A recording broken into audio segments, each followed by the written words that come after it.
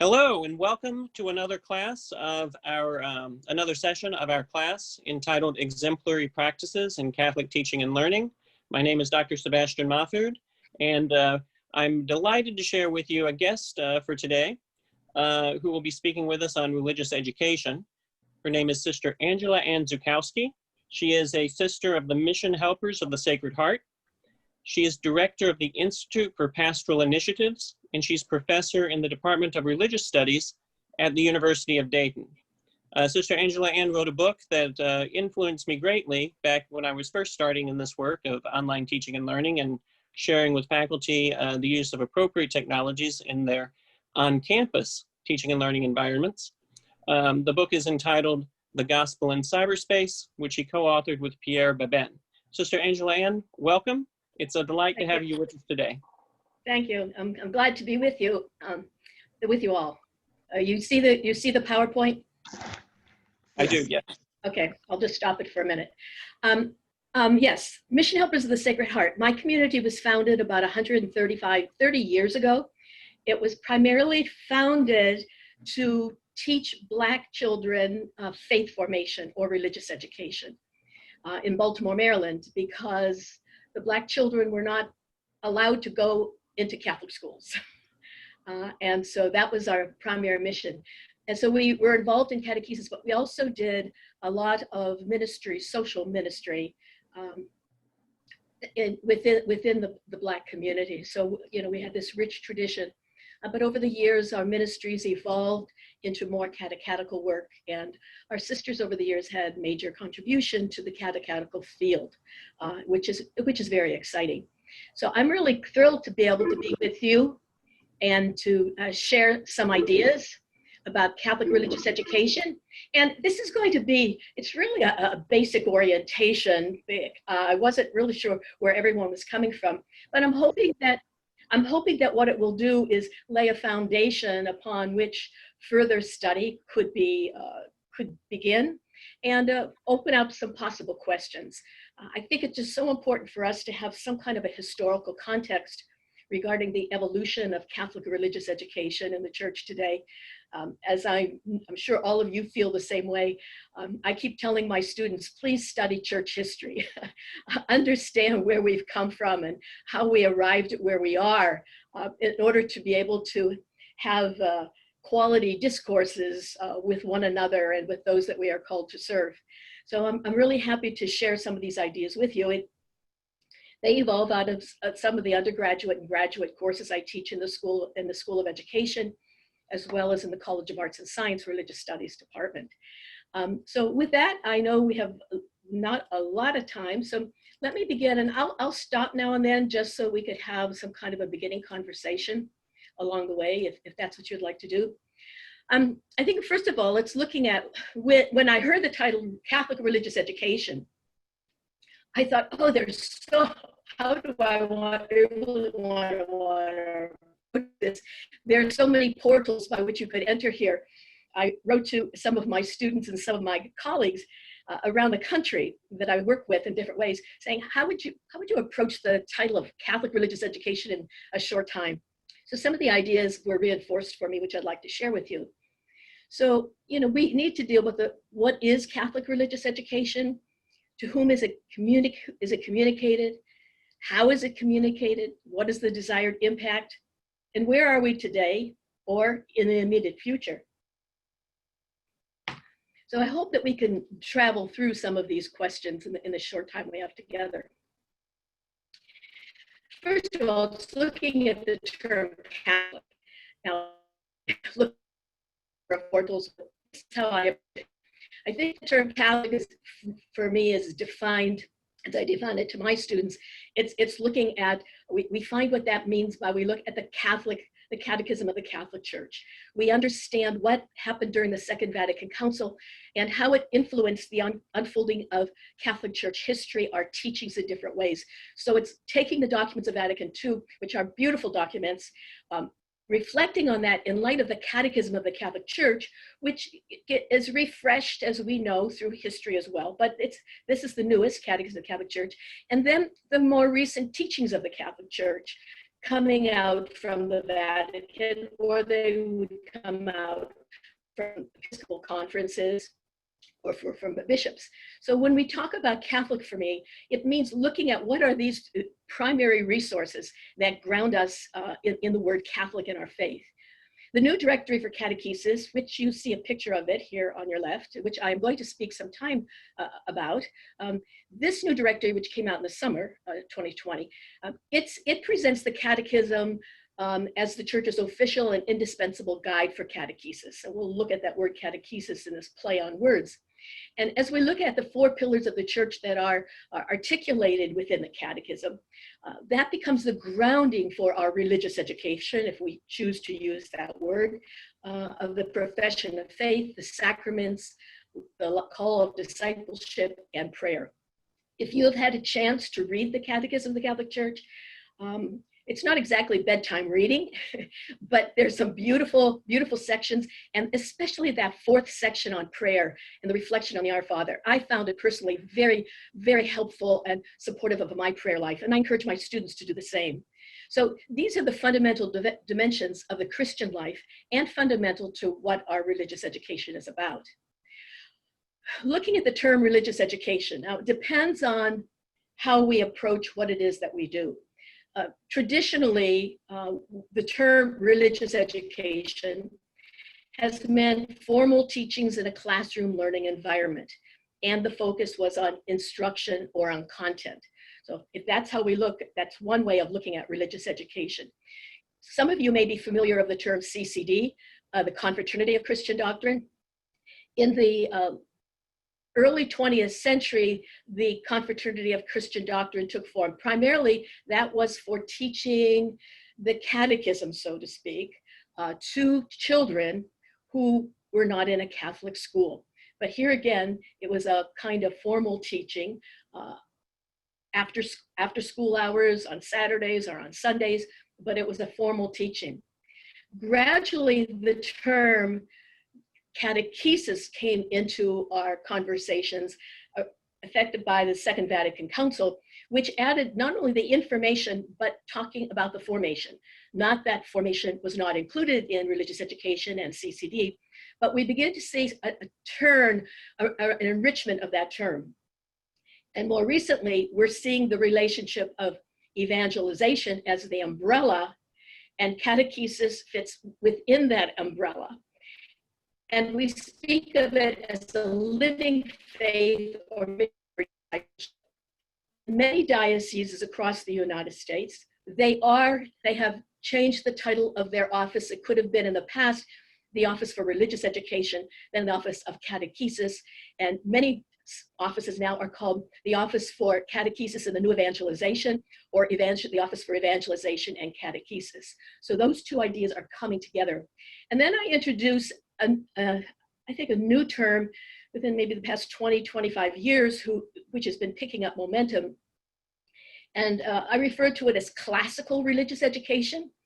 And it is a movement where, particularly within Catholic schools, that when it comes to the teaching of the faith, or even within the whole Catholic school environment, they focus their formation on the classical church writings, the teachings of the fathers, the apostolic fathers, on the desert fathers, and it's looking at, and often in Latin, or teaching children to be able to read those documents as well in Latin. So that's a new shift that's taking place. So being aware that this movement has been occurring along the way. We can also see 3 separate movements in religious education or catechesis. There is this Orthodox movement and orthodoxy focusing on curriculum and teachings, a devotional or devotion movement where the focus is on liturgy and the sacraments and spirituality. And then the third movement on social justice. It's on service and living the faith. So can be developed or is developed, depending on what publisher one is using for catechetical environments, depends upon that, and also depends upon what is the theology, ecclesiology, and the spirituality that is existing within the parish, what direction they might move. But we find that these are in play along the way. And within secondary schools, within Catholic schools, you also will find the same kind of shift. Now, what this does end up causing is that there's challenges facing Catholic polarization in all of this. That could be another conversation for another time, but I just bring it up because I face this, I encounter this a lot because I work with both Catholic schools as a consultant for faith formation, and I also work in parishes, work with parishes in selecting materials, resources that they may use within their catechetical program. And especially now under COVID-19, there's a whole new movement taking place. But these are the challenges, like looking at those three movements, whether it's orthodoxy, liturgy, or social justice, how they want to portray or present Catholic religious education today. I think we have to find a middle road. The colleagues that I associate with, we talk about this all the time. You know, it's not this or that, there's a combination, but how do we bring about a middle road? This evolution of the term religious education to catechesis is key for us to understand. When we look at the Second Vatican Council was a call to write a kind of general directory for catechesis, general catechetical directory. And that came out in 1971, which began the whole movement to where we are today. And it was from the General Catechetical Directory that in the United States, the bishops in the United States wrote the National Catechetical Directory called Sharing the Light of Faith. In each instance, it is the General Directory from the Vatican, which covers the whole world, and within each Episcopal conference, they are encouraged to write their own directory, to put it in a cultural context. In 1997 was the second general directory for catechesis that came from the Vatican. Again, refreshing, new things have happened, new trends in education and our encounters with world issues, challenges to the faith. This document came out. And from that, again, the National Directory for Catechesis within the Catholic Church came out for the United States. Well, now in July 2020, the most recent directory for catechesis has just come out from the Vatican. It really, if you get a chance to take a copy of it and read it, it really is, it reads very beautifully in one sense. Whoever translated it into English, I thought did a beautiful job. But when you parallel the three directories from the Vatican side by side, you begin to see the growth in language, in context, in perspective, and desired impact. And that's what we want to focus on. So when we talk about religious education, I talk about it, that's what catechesis is today. Fundamental to all these directories is that the church speaks about 6 tasks of catechesis. So it goes to the question, what is it that we're all about? Well, we have 6 primary tasks. Again, where did the 6 tasks of catechesis come from? Well, they originated from John Paul II's his apostolic exhortation, Catechesis Tradendae, on catechesis in our time. He spoke about the 6 tasks of catechesis. That was then reflected in the general directory of this second general directory from the Vatican on catechesis. And then finally, we see those 6 tasks of catechesis referred or referenced again in the new directory for catechesis. Therefore, we see this continuity of the church indicating what is it that we do? What is it that we're all about? Who are we catechizing? What is our aim? What is our goal? And what is our desired outcome? I like to explain the 6 tasks of catechesis to my students by saying the first 4 deal with the content and that personal lived experience, that knowledge of the faith, understanding the sacramental life, moral formation, and learning how to pray. Again, those relate to the 4 pillars of the church that are contained within the Catechism. And the last 2 tasks take that faith, that experience, and we take it into the world. And we live it in community, and we develop a missionary spirit, so that faith isn't only formation in the head, it's formation of the heart, the hands, the feet. It's the way we live. These need to be woven into all of our catechetical instruction in our faith formation. So when my students, I teach a course at UD, it's a 2-year program. undergraduate program called the Forum for Young Catechetical Leaders. During this 2-year program, the students learn how to design a variety of lesson plans for a number of kinds of learning environments. And we use these 6 tasks of catechesis as part of their grounding for their creating their lesson plans. Now, coming out of those documents, the church continues to be, it is enriched by ongoing documents that focus what religious education should mean and the direction we should go. The pastoral letter, Our Hearts Were Burning Within Us, came out from the United States Catholic Bishops' Conference in 2000. It was several years. In the Catholic Church, it takes many years to write anything. I think the new Directory for Catechesis took 6 years to write, and I think it had 12 drafts before it got to its final use. But Our Hearts Were Burning is a beautiful document that was written in 2000, totally to emphasize adult faith formation. I was part of the consulting team when this document was being written. And the original hope was that this was going to be a whole new movement, a whole new thrust in the Catholic Church to get adult faith formation as the essence of inspiring all the other forms of religious education or catechesis in the parish and to animate the church forward. It was strong at the beginning and it sort of dwindled out, but I think this is what often happens with church documents.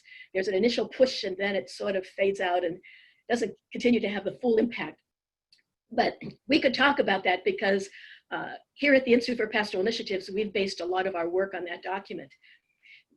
But further along, the whole right for Christian initiation of adults further enhanced Our Hearts Were Burning, and we see how that is active in our parish life as a form of religious education or faith formation. The Co-Workers in the Vineyard, the document that talks about different forms of lay leadership in the church and what is needed to form lay leaders in the church also refers to religious education or catechesis. And of course, the USCCB's recent guidelines on building intercultural competencies for ministers and those who are teaching, the document on creating a culture of encounter and best practices in shared parishes, all of these documents are enhancing and enriching how we perceive what Catholic education is about.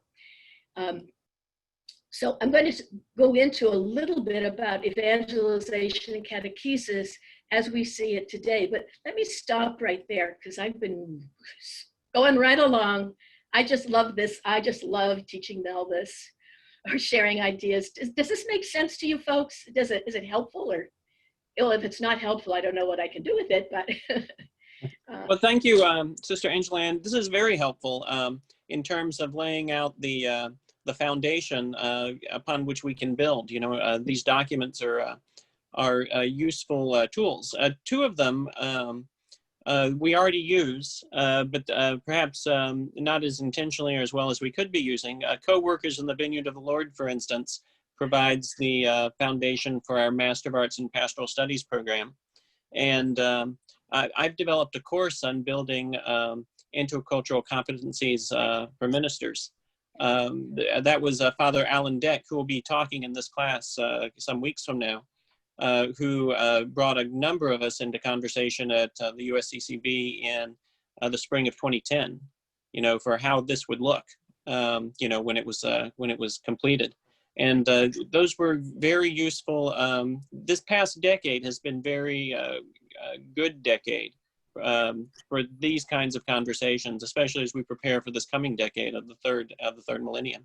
Yeah. If anybody would like to say anything, you are muted, so be sure to unmute if you'd like to make a comment or ask a question. And Sister Angeline, any moderation you would like to provide? Claire's the first up, and I'll go back on mute. Well, just from my perspective as the library director, I really appreciate the approach of using the documents in a historic perspective.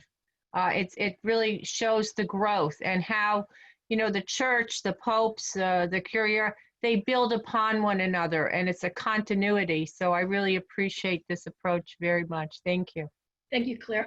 I find this so important for my students to understand, because when they go into either a Catholic school or they go into a parish and they encounter someone who says, what you're teaching is radical. It's not connected with the life of the church. I want my students to be able to say, well, let me show you. Let me show you how this has evolved in the history of the church. And when they can do that, I feel my students are more competent, and I think they give more integrity to their own teaching. But no, thank you. And in the class that I'm teaching right now, I'm Lisa Galino. The class that I'm teaching right now, Mission of Evangelization and Catechesis, I was able to actually use the newest document, which I like very much. And I've also, up until that point, I've also done a little history of the different documents as they unfold. And it is very rich, and you see the perspective continue to grow, and the clarity. As you mentioned, the different methods and modes, and the ardor, which is something new with the evangelization aspect, how you see it continue to grow within each of the documents. So I love doing the historical context of the documents. That's great. Thank you, Lisa. Okay, thank you. Let me just continue here, and I will stop again. So looking at this, looking at the document, the word encounter is the most commonly used term in the directory, and it appears 60 times in the new directory. So it talks about the encountering with Jesus Christ, encounters with the scriptures, with the larger community, encounters with others in the catechetical process, and encounters with the art of accompaniment. And so keeping this in mind, well, that's a Pope Francis word, especially because how do we deal with this whole concept of encounter? And the focus of the directory, the new directory for catechesis, I love this section, and Lisa, you might even comment on that. I think it invites us for the act of deciding for faith and giving of one's assent to faith. So that, it doesn't mean that we never did this in the past. It's just that the focus on it is really strong on helping us to have an encounter with Jesus Christ and to make that personal commitment in order to live it profoundly. And it goes on to talk about evangelization. It's not just transmitting doctrine, but it is about making Jesus Christ present and proclaiming him. And this sort of helps in a conversation or challenges conversations we may have, where one may perceive that it's only orthodoxy and only teaching the doctrine, which is primarily what religious education is all about. But this is where we bring evangelization and catechesis, builds that bridge between formation and information. Embracing this new vision of the new directory for catechesis is, yes, it is the new catechetical guidelines for us. It is called to impact all the ministries within the church. This is a strong emphasis in the directory that we begin to see evangelization and catechesis are not separate silo moments of ministry within the church, but they're woven into every single ministry that we're engaged in. It calls for a design of new models of faith formation. It calls for new models of designs for digital catechesis. And I was particularly excited about this because of my own work in this whole year. So it's not only the digital catechesis, but the digital culture. And it looks at new ways for witnessing to the faith today. And for catechists are the implementers of this new vision and mission. So it embraces these elements that ask us to ask ourselves the question, then what does it mean by being a catechist? What does it mean being one who is engaged with the formation of catechists? Or if you prefer to use the term, and maybe that's another conversation, of religious education or catechesis. The point in the directory talks about the factors that influence this new catechesis or religious education. And we have the enculturation, the digital culture, new anthropological questions, recent church documents. Those factors are important, but what I would like to do is just say it, the points underneath that, new questions, excuse me, new questions challenging the world and the church. The Second Vatican Council, Gaudium Spes, opened that door for this conversation. And I believe in this document, it challenges us again in the field of catechesis. It asks us to witness of the living one's faith in a secularized society. It asks us to look carefully at this whole question of the sense of the sacred. Have we lost it? How do we reclaim it?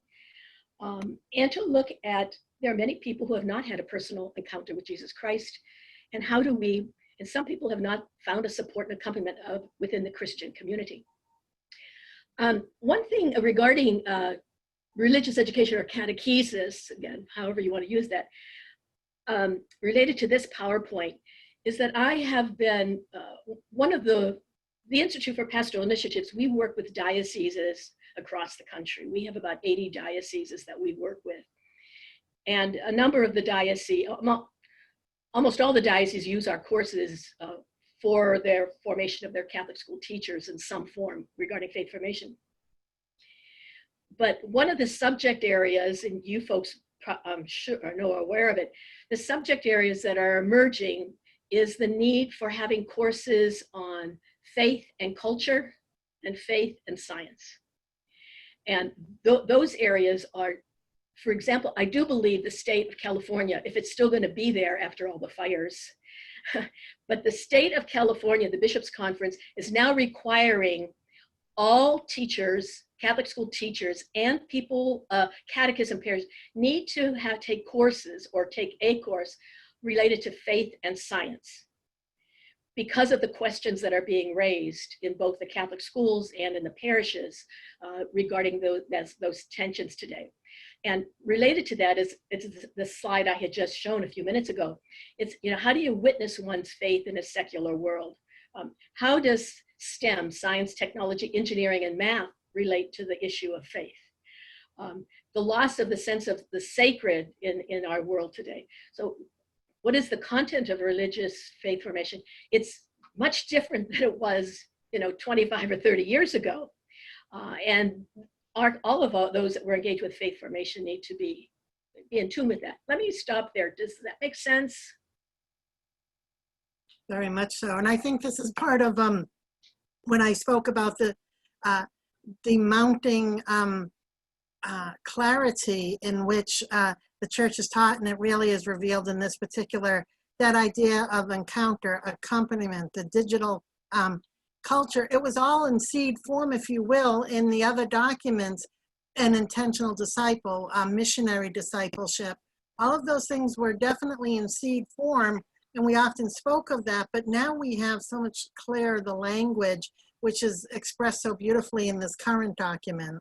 Yeah, Lisa, that's so important. I feel that in this document, there's a greater existential fit. Absolutely. People's lived experience to what the church is teaching.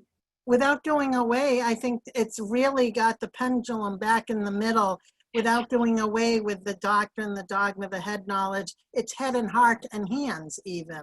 Right, yeah, I agree. Oh, it's always good to talk to somebody who's read the document or familiar with it. Makes me very happy. I think I might invite you to join. I have a couple of colleagues around the country that are discussing it. Maybe I'll invite you to join. Oh, I would love that. Like that. Yeah, I'll make that a point. Okay.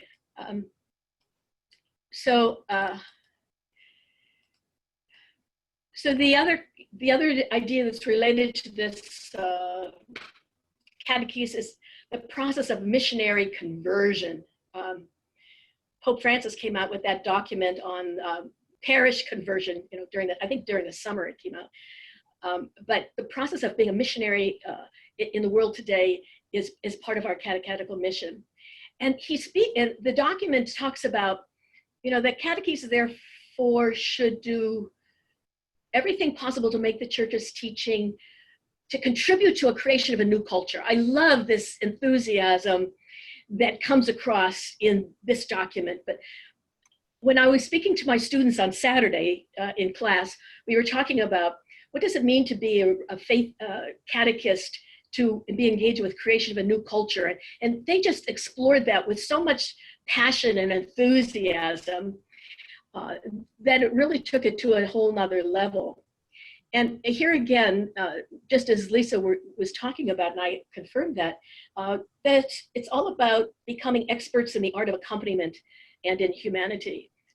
I'm showing you here some pictures I also, for the past 25 years, the Institute, we've been working in the Caribbean with the Antilles Episcopal Conference of Bishops.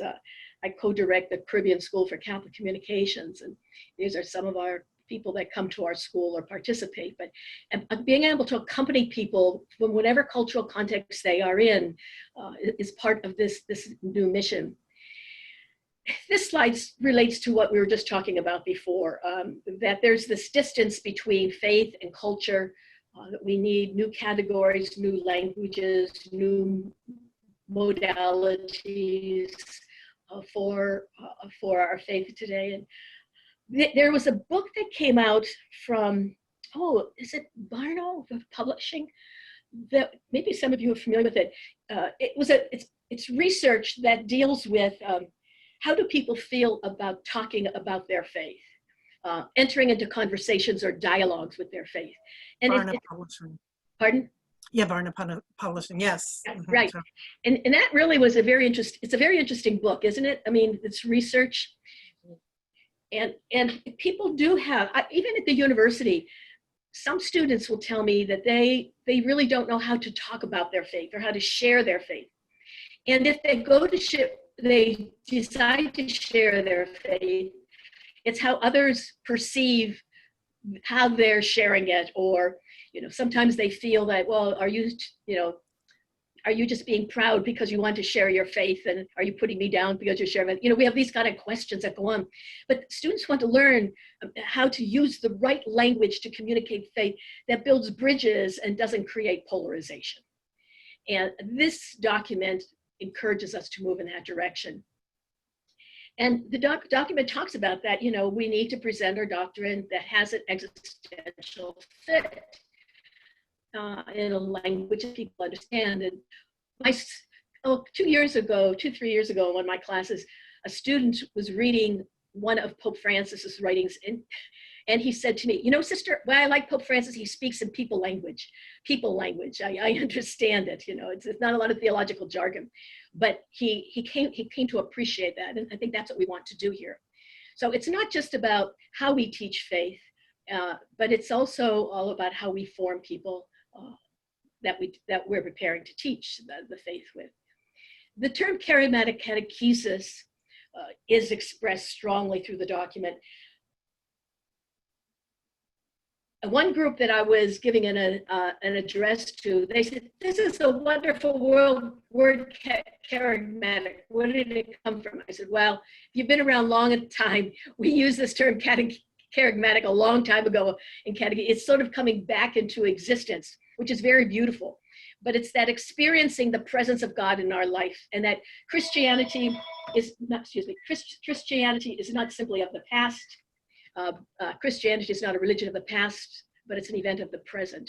And the act of freedom, the act of faith, it weaves itself in. So our catechesis, our religious education is how do we inspire, how do we animate, how do we tease out that encounter that it really is an act of freedom to embrace Jesus Christ and make it part of their life.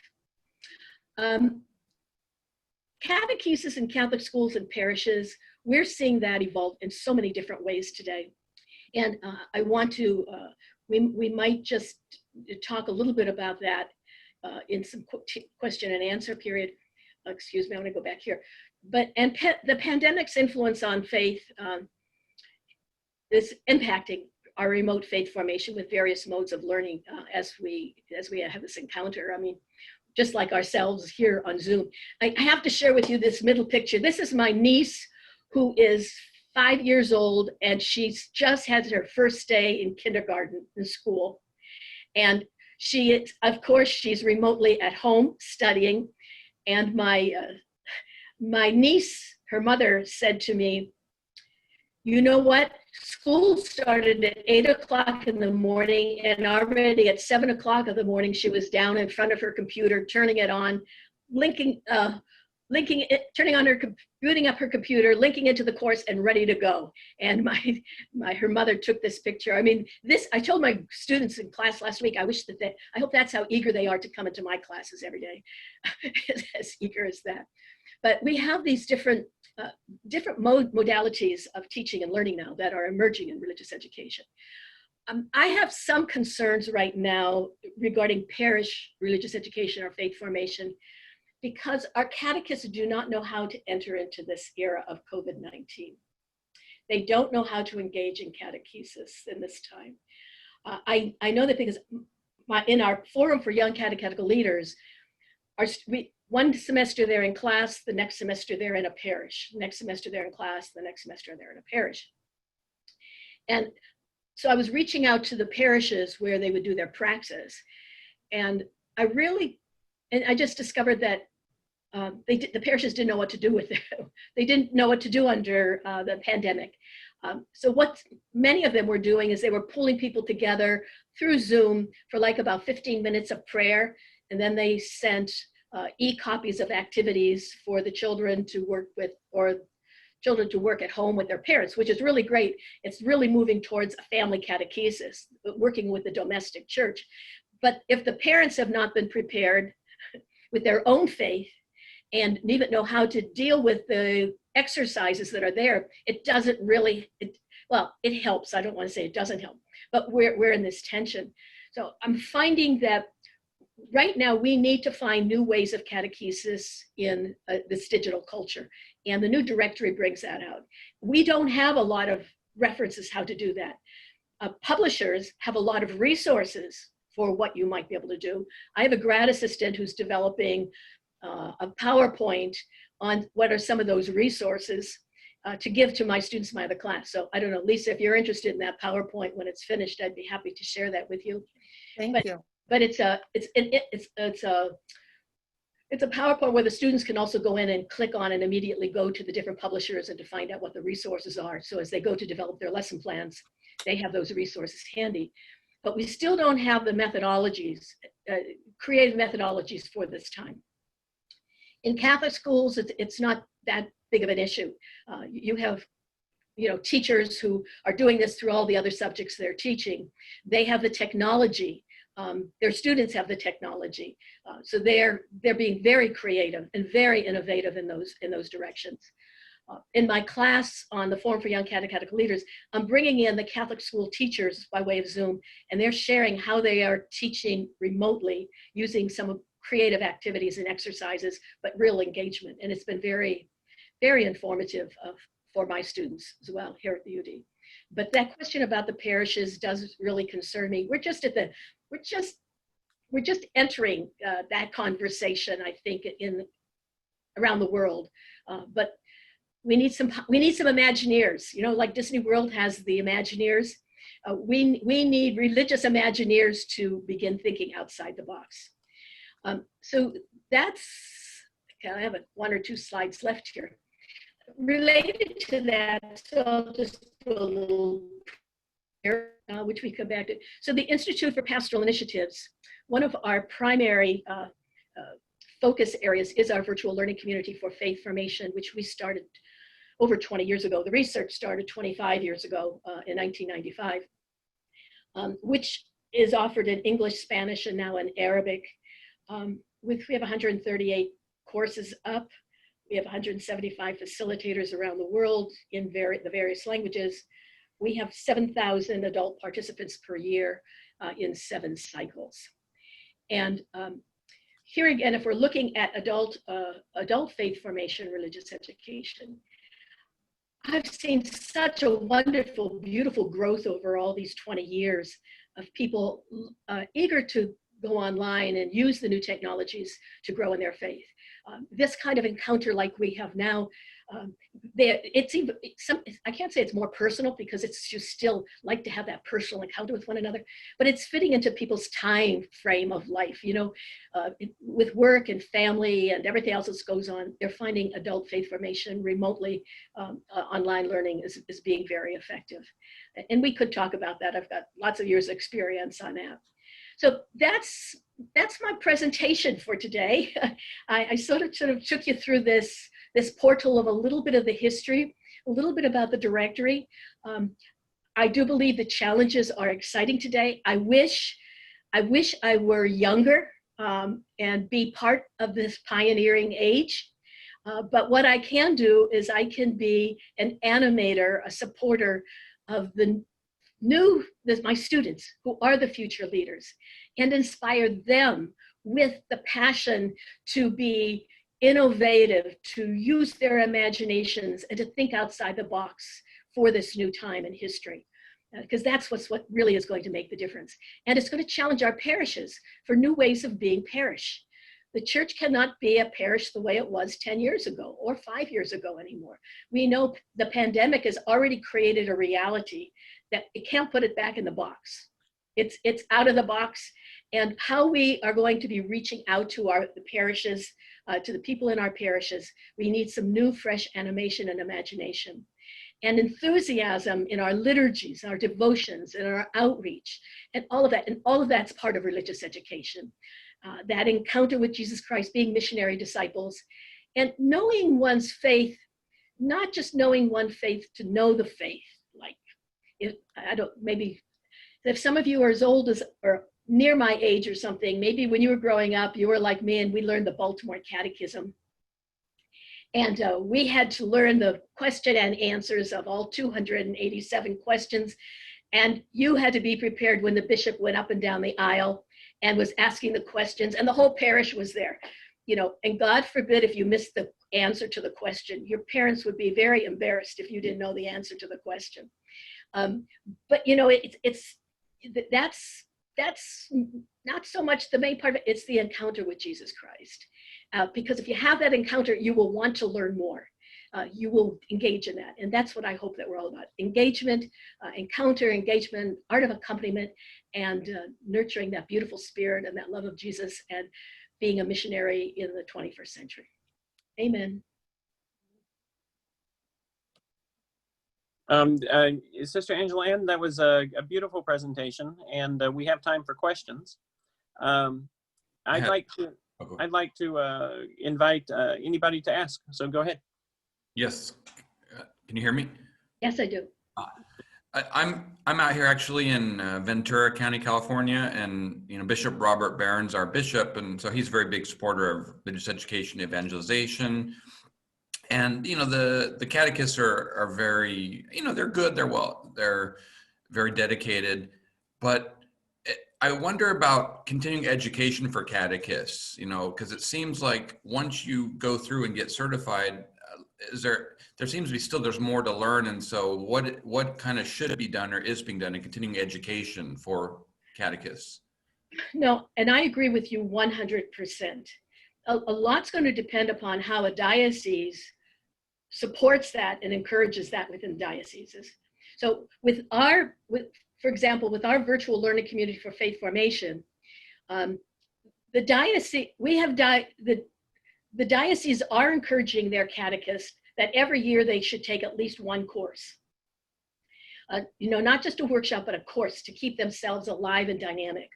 Or some of our partner dioceses have all of their Catholic school teachers, in order to have their certificate renewed for the next year, have to take an adult faith formation course, whether they take it from us or whether they take it something offered in the parish, but a lot of them take it from us because but I do think that that's very important. Related to the same thing is RCIA. We have a good number of people who come to us from the RCIA, after the RCIA, because they said the parish invested time to prepare them through the mystagogy of RCIA, and then they don't do anything with them afterwards. And they're just hanging there. That's huge. Yeah, and then when they come into our courses, we find that they're not always well-rounded and grounded. And we end up doing some RCIA work within the courses because they haven't had that clarity.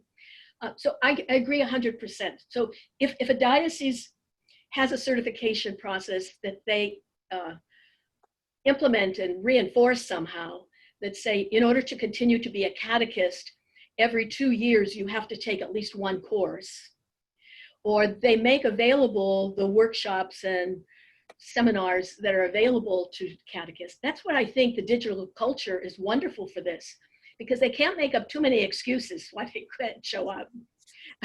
Because you're making you can do this 5 different ways, 10 different ways.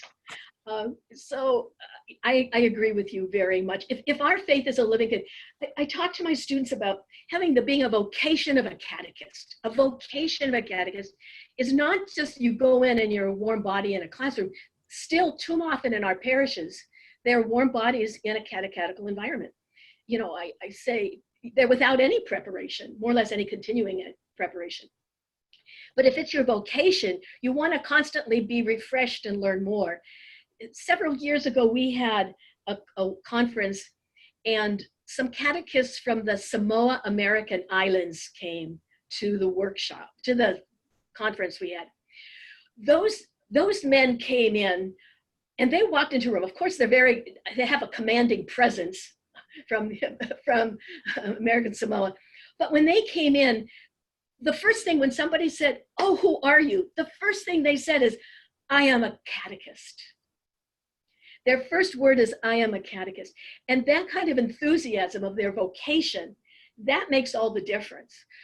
I say that to my students. I said, the first thing when somebody say, "Who are you?" you say, "I am a catechist." And you're excited about it. And I need to be refreshed. I need to constantly grow in that. I need to be nourished in that. So yes, I agree 100%. But dioceses that place it into their certification program and implement it is where it works most. My experience of it is that I've worked in both diocesan and parish life, and I've found that whenever we give, they might come grumbling to the class at first, you know, that they need to take these courses or they need to apply for this certification, but retention rate of catechists always skyrocket, because once they know the material and they themselves are evangelized and catechized, oftentimes it's the growing of becoming intentional disciples. We may not always, in the parish life, they may not necessarily have the they sign up because their child's going through the program. So, okay, Father got up there and said, we need your help.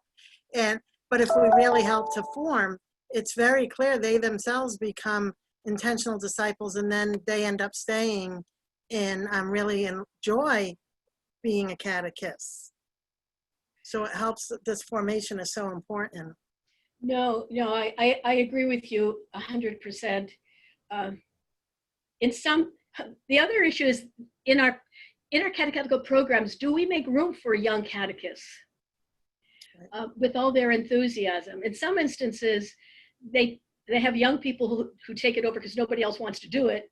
And in some situations, people have been catechists for their whole life and several lifetimes and don't want to give it up. And you have those kind of tensions also that are emerging. But yeah. We helped parishes form an apprenticeship program to work with their confirmation students and make them little apprentices in the mission of catechesis. And, you know, and they ended up, that was part of their service. And by helping them, they were learning the faith, and we would supply, and sure enough, after college, so many of them had come back to help out. It helped their own faith as well. And of course, we would put them with the people who had gone through the certification program and were these intentional disciples. Well, and then there's some dioceses that have certification processes and the parishes don't pay any attention to it. Mm-hmm. So that doesn't help either. And sometimes I get a little, I know the Bishops Conference, the USCCB, is working on some new guidelines for those who minister in campus ministry, a certification process there. And there's another certificate they're working on designing. It probably will take a couple years to unfold. But here again, if we can say that there's a certificate program out there and you're required, but if it's not implemented at the local level, you don't have any, we just miss out. And so in the meantime, I'm saying we don't have time to wait for a certificate program to come out. The time is now. And we've already been told that the USCCB is not planning any time too soon to write a new national directory for catechesis. Right. So, so this book is going to be our primary guide. And it's a beautiful book, and the read of that book to get some enthusiasm around it. And it's for that reason I've been trying to bring together people nationally to let's just talk about it. How do we bring this to life? And how can we revitalize what it means to be a catechist? A couple of the dioceses that are partners with us, when they before COVID-19, when people finish every one of our certificate courses, they get a hard certificate, and if they really do well, they get a gold ribbon on it. You know how hard people work to get that gold ribbon on their certificate? That means they are distinguished. And once they get a gold ribbon, they want to have a gold ribbon all the time. But what happens in several of the dioceses, when the bishop meets with the catechists or the Catholic school teachers, he hands out those certificates to them in a formal way. That has inspired other catechists to think about taking courses as well. Yeah. I know in the few parishes I've been in, finding enough catechists is enough of a problem to even just meet that once a week. I can't imagine if they found out they had to do extracurricular certification. I don't know who they would get. I know I'm on an RCIA team right now, and two of us have definitely done our own growth in our faith over the years and are, knowledgeable enough. But two of them that have joined us we have to watch what they're going to say and how they're going to say it, because they're so poorly formed. And it's the reality. Yeah. Well, it goes back to those 2 points that I brought up on one slide that's referenced in the new directory, where so many of our Catholics have not had an encounter with Jesus Christ, nor have they had a supportive community, faith community, to nurture them into that encounter with Jesus Christ. The parish has been a stop-off place for the sacraments. You go and you get your basic sacraments. As soon as you're confirmed, you're finished, without having that ongoing faith formation. We probably are, the church is guilty herself for not implementing a lifelong learning process early on, but at least we're here now for that. The students that I have at the University of Dayton that I have in my classes. So I teach the courses in pastoral theology and pastoral ministry. And so I have really select students that come into my classes. It's the same, I'm sure, with you folks in the college or in the seminary. So they're enthused. When they graduate, I know they're going to be going in their parish. They're going to continue ongoing formation. They're going to be active in their parish life. Where I feel sad is when they go back to a parish and then the pastor tells them, well, we really don't need you now. And that doesn't give them a lot of confidence about where the church is. So our parishes, that's why I'm glad that Pope Francis came out with that statement on parish conversion. We need to have parish conversion and a new way of being parish. And under COVID-19, people don't know what that would look like, but that doesn't mean we can't. That's why I wish I were younger, to get some energy up. Well, you have a great deal of energy, Sister Angela Ann. Thanks. I do have one question. We at Holy Apostles provide a Master of Arts in Theology degree and a Master of Arts in Pastoral Studies. We also have a Bachelor of Arts in Theology. So we are preparing people to know their faith better. To what extent would you say we could do more for preparation specifically in catechetics to help people teach their faith to others? Well, that's a huge question. I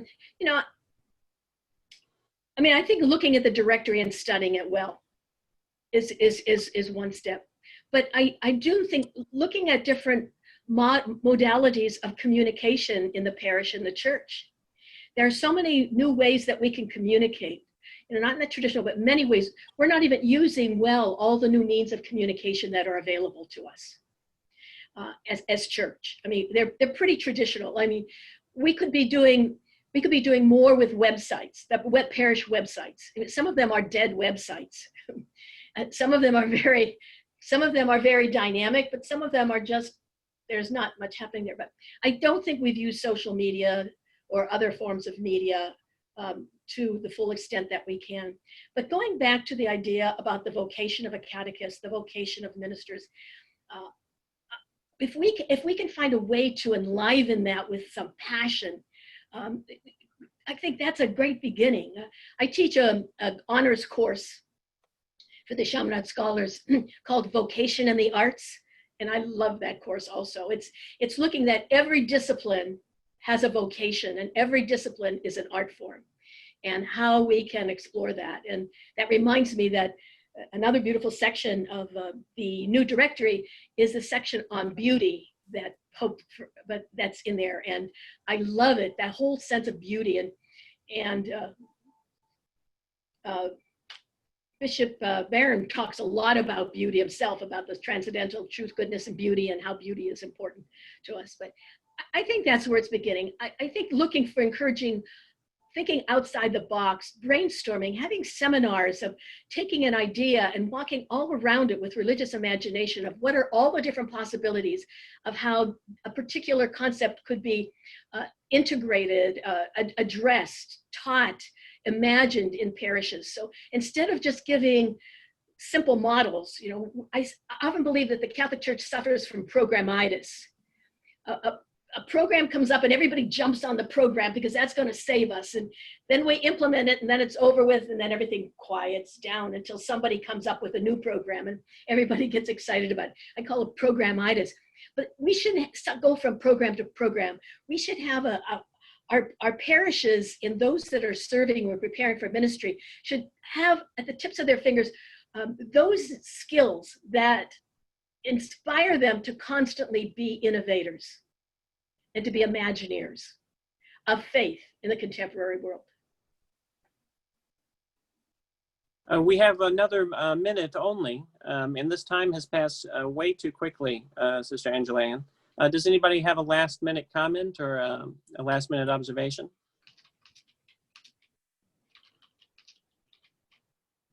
Sister Angela Ann, anything summary that you'd like to say?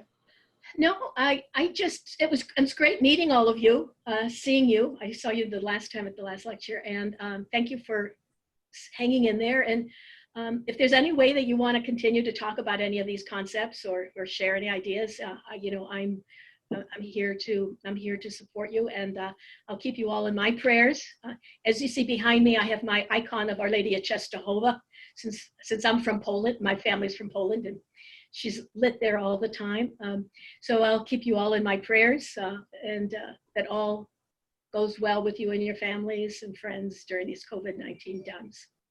Well, let's conclude with that then. And it's my thought, my apologies for not having begun us in prayer, but we can conclude in prayer. Would somebody like to lead us in a closing prayer?